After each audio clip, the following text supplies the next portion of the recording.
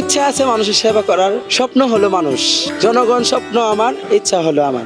ভবিষ্যৎ পরিকল্পনার কথা জানতে চাইলে এভাবেই সরল ভাষায় জবাব দেন শক্তিশালী ৫ প্রতিদ্বন্দ্বী প্রার্থীকে হারিয়ে মহিলা ভাইস চেয়ারম্যান পদে নির্বাচিত তৃতীয় লিঙ্গের মুন্নি আক্তার।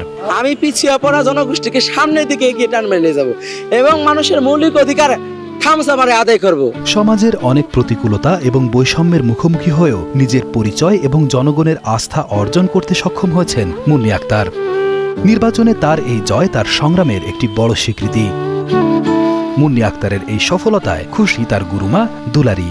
আমি বন্ডে হিজড়ার মূল উদ্দেশ্য হলো জনগণের অধিকার কিভাবে ফিরিয়ে দেবে, কিভাবে কাজ করবে, এই উদ্দেশ্য নিয়ে সে অগ্রসর হয়েছে। সে মানুষের উন্নয়ন করেছে, মানুষের বিপদে আপদে কাজ দিয়েছে এবং এলাকাবাসীর অধিকার ফিরিয়ে দিচ্ছে, সে অনেক কিছু করেছে।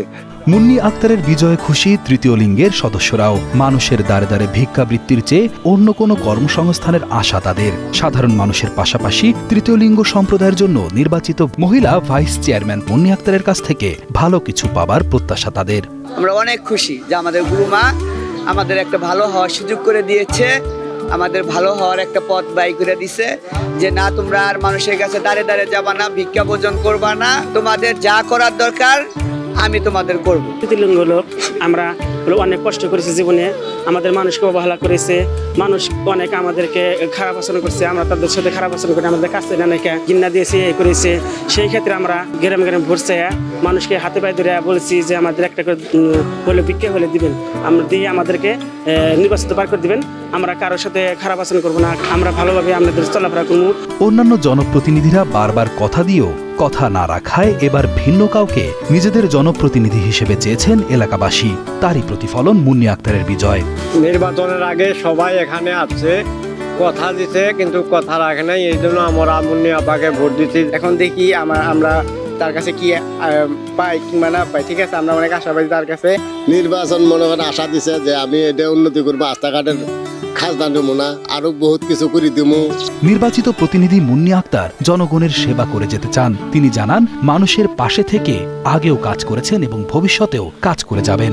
আমার মনটা অনেক খুশি হয়েছে, মানুষ আমাকে অবহেলা করে নাই, বিপুল ভোটে আমাকে বিজয় করেছে।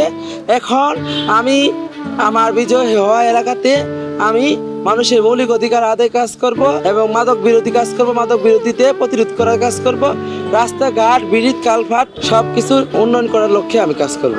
ভোটের আগে তিনি জানিয়েছিলেন তার কোনো পিছুটান না থাকায় নিরলসভাবে মানুষের জন্য কাজ করতে পারবেন তিনি।